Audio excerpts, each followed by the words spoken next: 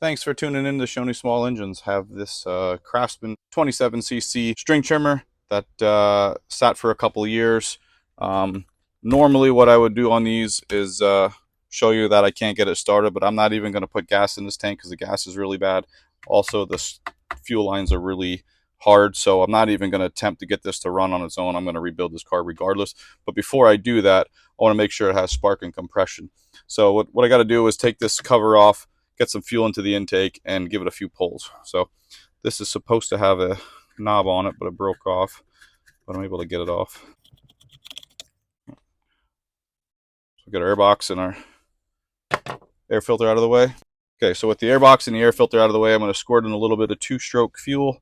I'm going to pull the trigger when I do this just to get that down and past the butterfly, and we're going to give it a couple pulls here. Make sure that the switch is on.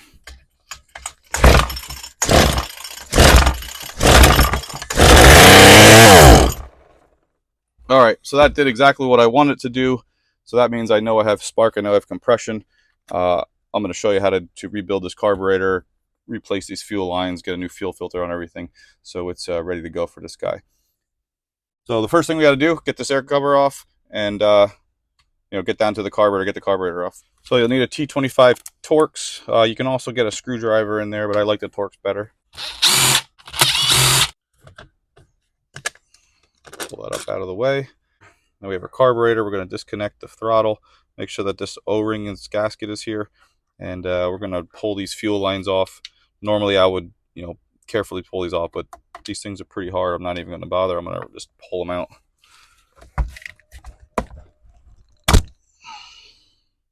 And let's take this carb apart. All right, first I want to get down to the diaphragm right here. So using a screwdriver.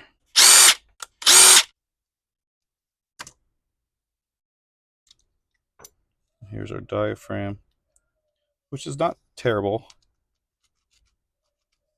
I've seen worse. Probably could get away with keeping that, but I want to get underneath, make sure if we can do it without tearing.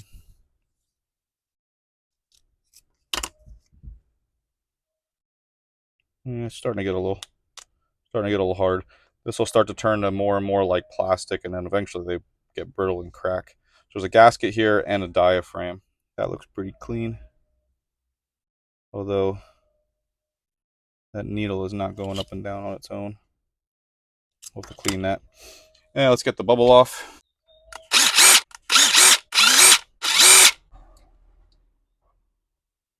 And here we have a whole lot of dirt,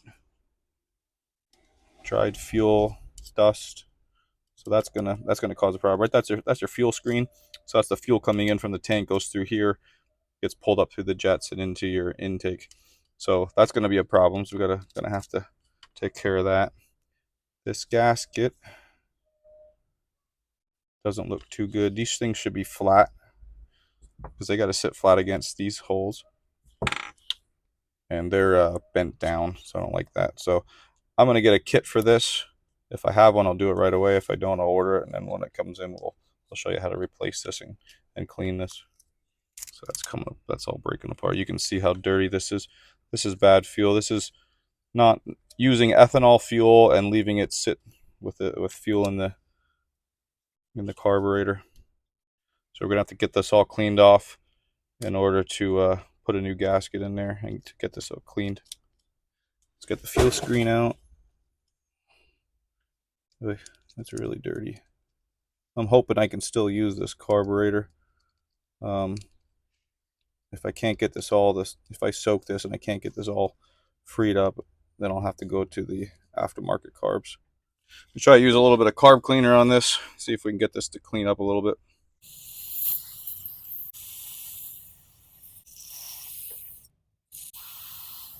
I'm going to go ahead and try to start scraping some of this gasket off and see if we can salvage this carburetor. All right, this pump side actually cleaned up pretty good. I use a little bit of wire wheel. Try not to force any air through some of these holes, especially on the top here where this bubble is, because it's a one-way valve. And it pushes air out here but sucks fuel through the other side. So if you try to blow air through there, you'll lose the one-way valve, and you'll no longer be able to pull fuel through the carburetor. So just be careful with those guys. I'm going to see if I can force some air through the needle.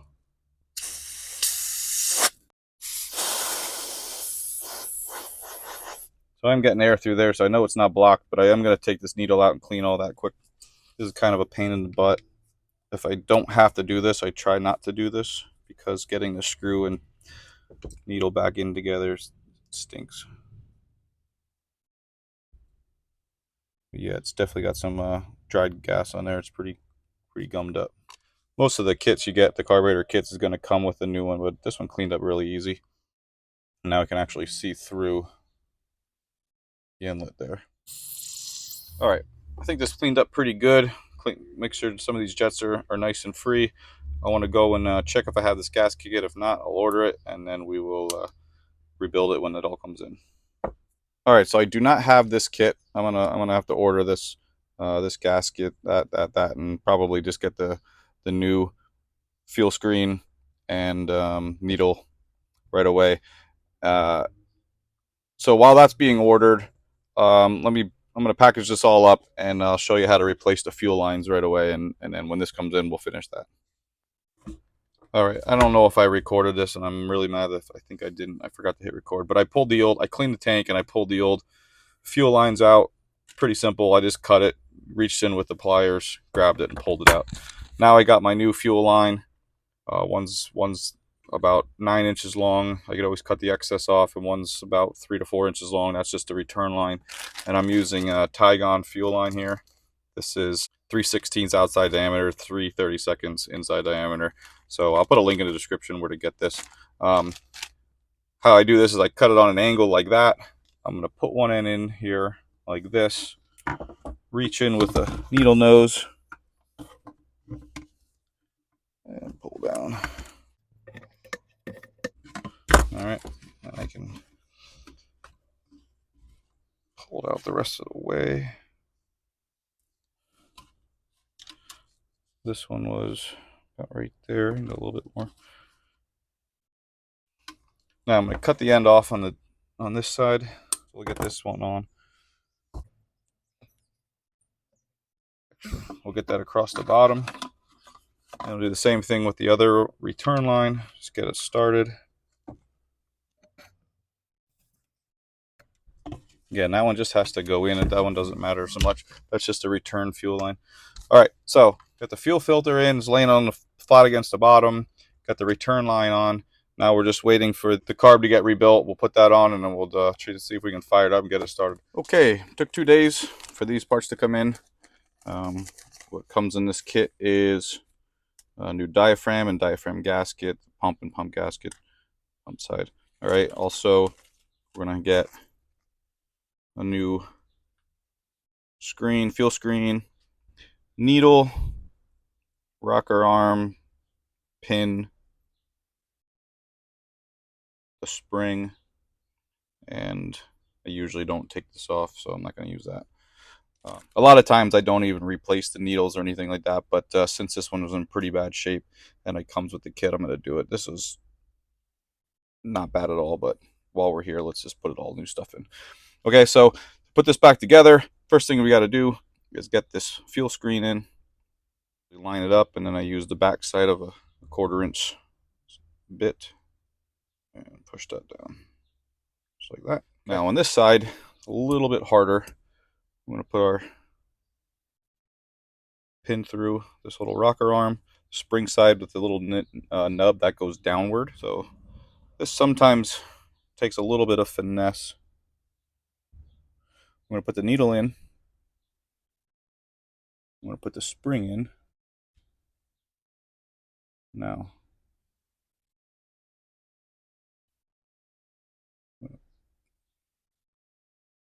get on that pin. There we go. Now, while it's there, I don't know if you saw that. That was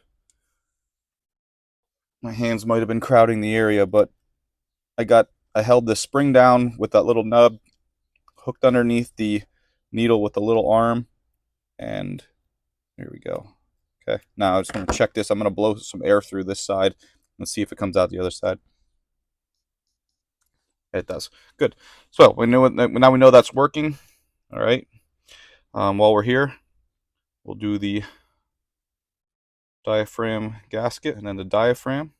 So I want to make sure when you get this gasket that the little nub on the bottom of this pinwheel side is exactly the same size, and they are. We'll put the gasket down, and then we'll put the diaphragm down, and then the cover.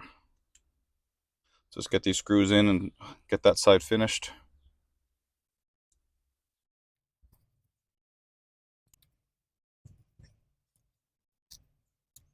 When you tighten these, just use your fingers. Don't really grip it and twist, because this is aluminum. These are steel. You'll strip out the threads in there. Now on this side, we have the pump side goes down, and we have our gasket, and then our plate. This will lock into place. There's pins that'll lock in. If you'll know you have it right, because this will close in. Then we're going to put our primer bulb, which is in good shape. If this was cracked or in worse shape, I would replace that. And then the holding down plate goes on. Now let's get these screws in.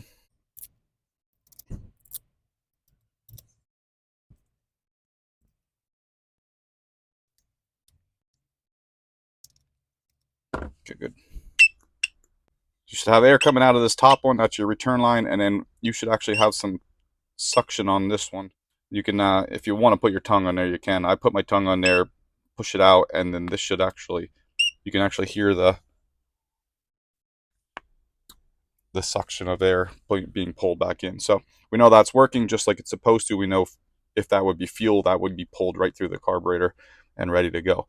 Now we got to put this back together. So when this is going on, this goes on this way. This is our fuel line. And then our return line, which I can actually cut some of that off.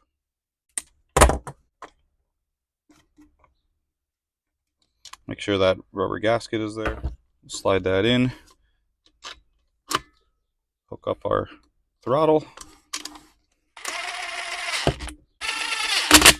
Then our air filter, then our air box.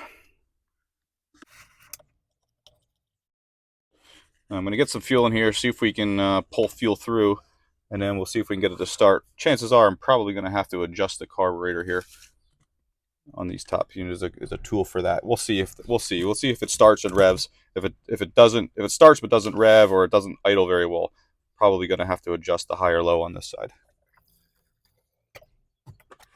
All right, let's give it a few pumps. There we go. Bowl's filling up. We'll set the choke, and then we'll make sure that we'll give it a few pulls.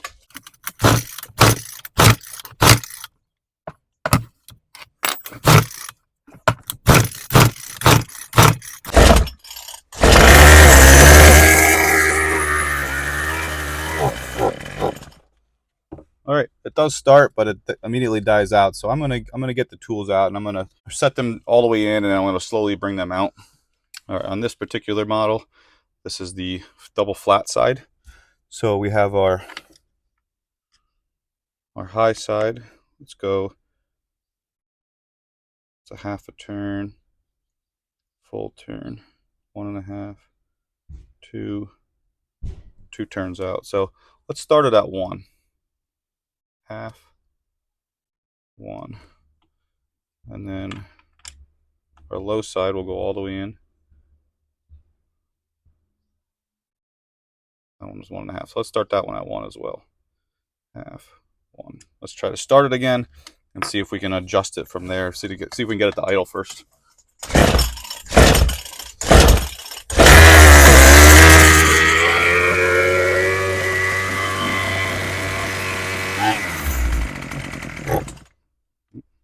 Closer.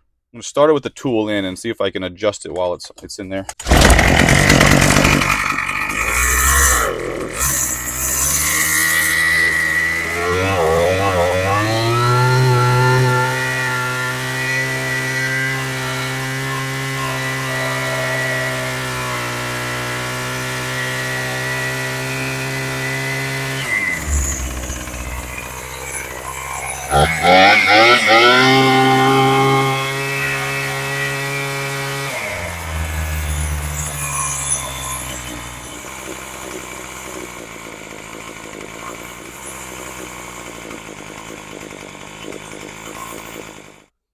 All right, that sounds pretty good.